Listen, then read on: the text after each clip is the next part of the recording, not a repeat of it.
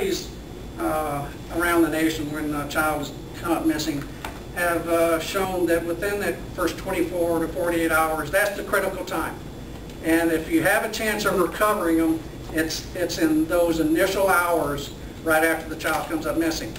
And once we have this information, you know, we can get it out across the different avenues we have across the nation, where they throw them up on the bulletin boards, the digital bulletin boards, and all of that. So it's extremely valuable to where you just, instead of having to get everybody together to do something, you've got it, and you just hit it and you play and it goes out.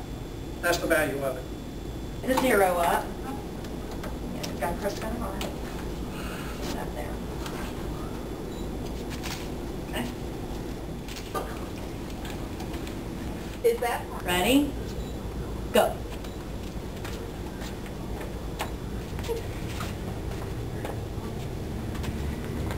My name is Shane Nicholson. My favorite color is blue, and I live in Shalimar, Florida.